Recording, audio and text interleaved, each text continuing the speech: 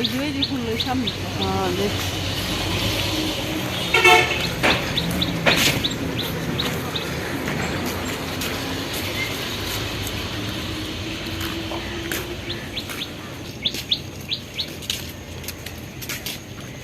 Hello everyone, আসসালামু আলাইকুম। কেমন আছেন সবাই?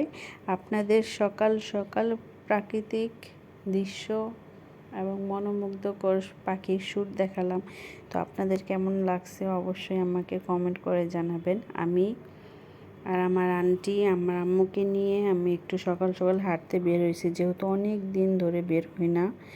প্রায় 1.5 বছর হয়ে গেছে, 1.5 বছর আরও বেশি হবে যে আমি বের হই না। তাই ওনাদের নিয়ে একটু হাঁটতে বের হয়েছি। এটা মনে আমার আবার হাঁটতে সকালবেলা অনেক ভালো লাগে। আমি যেহেতু মানুষের জন্য একা একা বেরোতে পারি না, তো আমার আম্মু আর আন্টির সঙ্গে সকাল সকাল বেরোইছি। আমার অনেক ভালো লাগছিল। তো ওখান থেকে এসে মানে ওনাদের দুজনেরও অনেক ভালো লাগছে। ওখান থেকে এসে এখন আমার মেয়ের সঙ্গে গল্প করতেছিল। আমার মেয়েকে আমি আবার আমার হাজব্যান্ডের কাছে রেখে গেছিলাম, ওই দেখাশোনা করছিল।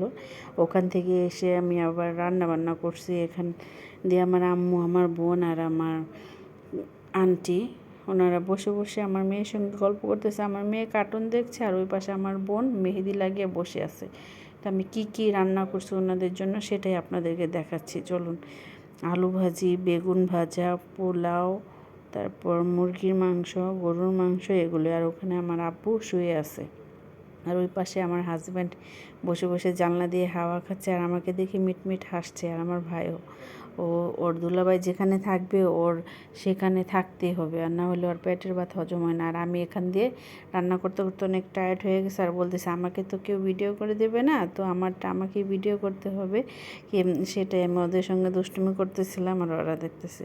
তো ওই ফাঁক দিয়ে আমাদের সবার খাওয়া দাওয়া শেষ, মানে আর ভিডিও করা হয় নাই। আর এখান দিয়ে আমার আব্বু সবার লাস্টে উঠছে ঘুম থেকে উঠে, এখন একা একা বসে বসে খাচ্ছে। আর আমার হাজব্যান্ড তার সঙ্গে শুয়ে শুয়ে গল্প করতেছে। আর এখানে দেখেন প্লেটগুলো সব এঁটো হয়ে আছে, মানে আমাদের সবার খাওয়া দাওয়া শেষ।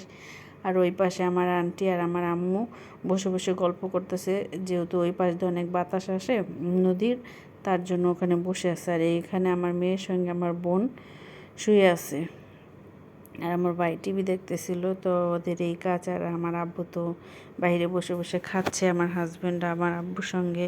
তো এখন হচ্ছে বিদায় ঘন্টা, মানে বিদায়ের পালা, ওনারা চলে যাবে। তো আমার ভাইকে অনেক আমরা পচাইতেছিলাম, আমার বোন আর আমি মিলে, মানে এক একজন কান্না করে দিছে। আমার আম্মু তো আমার মেয়েকে ছেড়ে যেতেই যাচ্ছে না, কান্না করতেছে। এখন ওকে নিয়ে হাসাহাসি করতে করতে এই পাশে দেখি যে আমার আন্টিও কান্না শুরু করে দিছে। আমি তো হাসতে হাসতে শেষ। আর আমার বোন তো অনেক শক্ত, কখন না কান্না করে না, ওরও চোখ দিয়ে পানি চলে আসছে। মানে কি যে একটা অবস্থা হয়েছে, আপনারা যদি সামনে থেকে দেখতেন আপনারা হাসতে হাসতে শেষ হয়ে যেতেন। আমি তো পুরো আমার আব্বু তো এখানে বসে বসে সবার মজা দেখতেছে আর আমার হাজবেন্ড অনেক মজা করতেছে। ও বলতেছে যে কান্না করবে না, অনেক দিন পর নাতিনকে দেখতে আসছে, নাতিনকে রেখে চলে যাচ্ছে, কান্না তো অবশ্যই করবে। তো আমার আম্মু এই পাশে আবার আমার ভাইকে রেখে যাচ্ছে আমার কাছে, যেহেতু আমি আমার মেয়েকে নিয়ে একা কিছু করতে পারি না, তার জন্য।